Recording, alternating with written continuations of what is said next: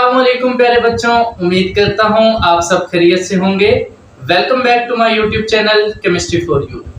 तो हमने laws of photochemistry का टॉपिक स्टार्ट किया था and in the previous lecture we discussed the first law of photochemistry also known as Grotthuss Draper law. तो प्यारे बच्चों, ग्रोथर-स्टोपर लॉ की लास्ट लिमिटेशन मैंने आपको ये पढ़ाई थी कि it is a purely qualitative law, कि जो ग्रोथर-स्टोपर लॉ है ये क्वालिटेटिव लॉ है कि हमें सिर्फ उस एब्जॉर्ब होने वाली रेडिएशंस की वेवलेंथ के बारे में बताता है, क्वालिटी के बारे में बताता है। It does not gives us any relationship between the number of photons of light absorb and the number of molecules that are activated. ये हमें एब्जॉर्ब होने वाली लाइट के नंबर ऑफ फोटॉन्स के बारे में या फिर जो रिएक्टेंट मॉलिक्यूल्स हैं, कितने reactant molecules photons of energy को एब्जॉर्ब करने के बाद एक्टिवेट होंगे या एक्साइटेड स्टेट में जाएंगे, उसके बारे में हमें ये कोई इंफॉर्मेशन नहीं देता। तो इसी तरीके से क्वांटिटेटिव एस्पेक्ट्स को जानने के लिए डिफरेंट साइंटिस्ट ने डिफरेंट एक्सपेरिमेंट किए और फोटोकेमिस्ट्री के क्वांटिटेटिव एस्पेक्ट्स के बारे में एक्सप्लेनेशन दी।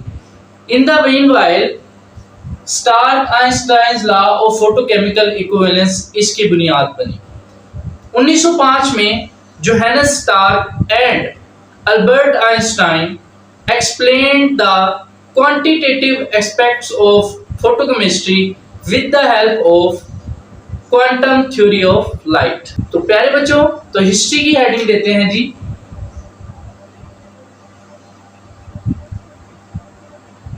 तो in 1905 Johannes Stark and Albert Einstein explained the quantitative aspects of photochemistry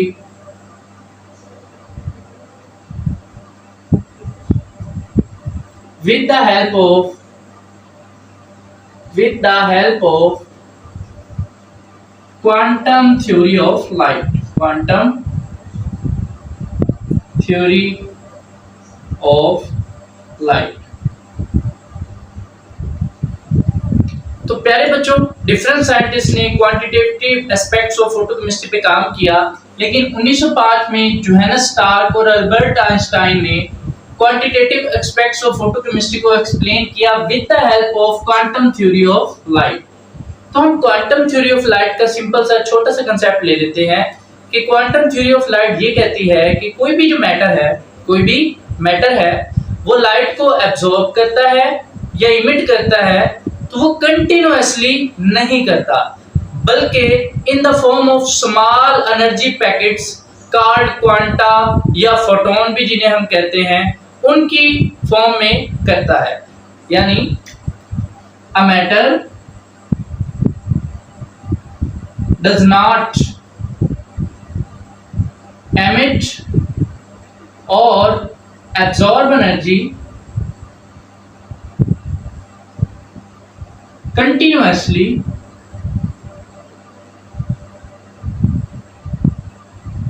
but in the form of discrete energy packets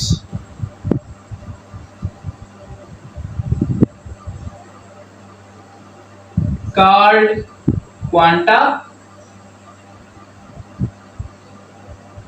quantum single को क्वांटम कहेंगे और प्लूरल जो होगा उसे हम क्या बोलेंगे, क्वांटा, या फिर इसका दूसरा नाम क्या है, फोटॉन्स। ठीक है, ये तो आप जानते हैं, light travels in the form of discrete packets of energy called photon. तो उन्होंने इस क्वांटम थ्योरी ऑफ लाइट की बेसिक्स को, इसके कंसेप्ट को इस्तेमाल करके उन्होंने फोटोकेमिस्ट्री के क्वांटिटेटिव एस्पेक्ट्स को बयान किया। और क्वांटम थ्योरी ऑफ लाइट क्या कहती है कि कोई भी मैटर है वो कंटिन्यूअसली लाइट को एमिट और एब्जॉर्ब नहीं करता रहता, बल्कि in the form of small energy packets, discrete packets of energy, जिन्हें हम क्वांटम कहते हैं या फिर फोटॉन्स कहते हैं, उनकी फॉर्म में करता है। तो ये हमारे पास इस लॉ की बेसिक हिस्ट्री है कि ये लॉ कैसे वजूद में आया। उसके बाद प्यारे बच्चों हम बात करते हैं इसके अदर नेम्स की, ठीक है, अदर नेम्स। तो स्टार्क-आइंस्टाइन लॉ के दो और नेम हैं, या इसकी पहचान करने के लिए पहला है जी हमारे पास second law of photochemistry. It is also known as second law of photochemistry, ठीक है। उसके बाद प्यारे बच्चों इसका जो दूसरा नाम है वो है जी फोटोकेमिकल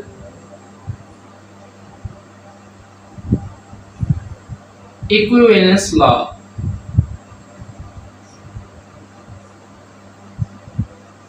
ठीक है, तो प्यारे बच्चों ये हमारे पास कुछ डिफरेंट नेम्स हैं जो Stark-Einstein law of photochemical equivalence के लिए इस्तेमाल किए जाते हैं।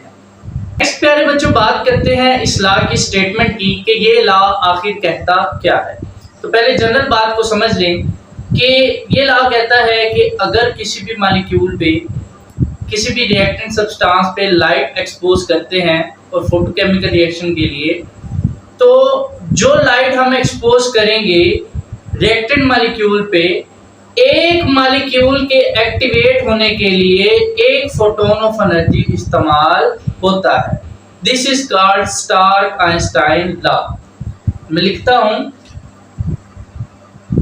If a substance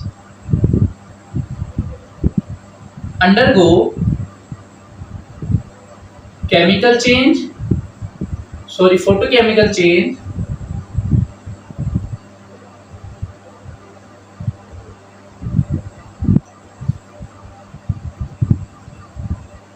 then each number of photon absorbed is responsible for the decomposition of each molecule। ठीक है, तो प्यारे बच्चों ये लॉ कहता है कि अगर कोई सब्सटेंस फोटोकेमिकल चेंज करती है, यानी लाइट के अंदर वो रिएक्टेंट्स प्रोडक्ट में कन्वर्ट होते हैं आफ्टर एक्साइटेशन, तो कहता है कि ईच मॉलिक्यूल जो डिकम्पोज हो रहा है या एक्साइट हो रहा है या प्रोडक्ट में कन्वर्ट हो रहा है, उस ईच मॉलिक्यूल के लिए जो एनर्जी एब्जॉर्ब होती है वो एक फोटोन एब्जॉर्ब होती है। तो इसके लिए प्यारे बच्चों मैं दूसरी स्टेटमेंट लिखता हूं, 1 photon is required for 1 molecule to cause chemical change, to cause photochemical change।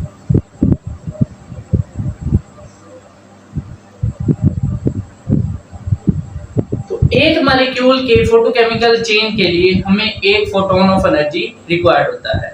अब प्यारे बच्चों इसकी कुछ इंपॉर्टेंट चीजों को डिस्कस करते हैं। पहली बात ये है कि it is a quantitative law.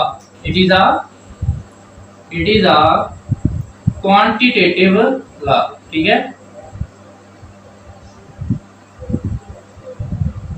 क्योंकि प्यारे बच्चों ये हमें number of photons and the number of molecules excited और डिकम्पोज्ड उनके दरमियान एक रिलेशनशिप बता रहा है, उनकी क्वांटिटी के बारे में एक्सप्लेनेशन दे रहा है, इसलिए हम इसे क्या कहते हैं, quantitative law, because it gives us a relationship between the number of photons of energy absorb and the number of molecules of reactant substance activated या फिर जो एक्साइटेड स्टेट में जाते हैं। उसके बाद दूसरी बात प्यारे बच्चों, हम इसकी एनर्जी की बात करें कि एक फोटोन एक मॉलिक्यूल को कितनी एनर्जी देता है, उसके लिए हमारे पास फार्मूला आता है जी E=hv, ठीक है। ये आपके पास एनर्जी की इक्वेशन है। यहाँ पर प्यारे बच्चों जो V है वो किस फ्रीक्वेंसी है और वो किसके इक्वल होता है, c/λ के, ठीक है। अब मैं ये फ्रीक्वेंसी की वैल्यू इस इक्वेशन में पुट करता हूँ, तो E = hc/λ। तो प्यारे बच्चों एक मॉलिक्यूल को एक्टिवेट करने के लिए जो फोटोन एनर्जी ट्रांसफर करता है वो हमारे पास ये होती है, ठीक है। यहां पर अगर मैं E की बात करूं तो वो क्या है जी, energy transferred to one molecule, ठीक है। उसके बाद प्यारे बच्चों अगर C जो है वो क्या होती है जी, आप जानते हैं C is the speed of light, speed of light, ठीक है। और वो कितनी होती है, 3 मल्टीप्लाई बाय 10⁸ मीटर पर सेकेंड। उसके बाद H की बात करें वो हमारे पास प्यारे बच्चों है जी प्लांक्स कांस्टेंट, ठीक है। प्लांक्स कांस्टेंट और इसकी वैल्यू होती है 6.63 मल्टीप्लाई बाय 10⁻34 जूल पर सेकेंड, ठीक है। तो प्यारे बच्चों ये हमारे पास डेरिवेशन है कि एक फोटोन एक मॉलिक्यूल को फोटोकेमिकल चेंज काज करने के लिए जो एनर्जी ट्रांसफर करता है। अब अगर मैं बात करूं कि 1 मोल ऑफ फोटोन कितनी एनर्जी ट्रांसफर करेंगे, 1 mole of photon reactant molecules को कितनी एनर्जी ट्रांसफर करेंगे फोटोकेमिकल चेंज के लिए, तो उस एनर्जी के लिए क्या फार्मूला होगा, तो energy transferred by 1 mole of photons to reacting molecules। तो प्यारे बच्चों 1 मोल ऑफ फोटोन कितनी एनर्जी ट्रांसफर करेंगे, उसके लिए हमारे पास जो फार्मूला है वो है जी E is equal to Na multiply by hc/λ, ठीक है। और Na आपको पता है क्या है, एवोगैड्रो नंबर। तो ये वो एनर्जी है जो 1 mole of photons reacting molecule को ट्रांसफर करते हैं फोटोकेमिकल चेंज करने के लिए। तो प्यारे बच्चों इस एनर्जी का जो दूसरा नाम है वो क्या कहलाता है, आइंस्टाइन एनर्जी, आइंस्टाइन एनर्जी, ठीक है। ये इसका दूसरा नाम है।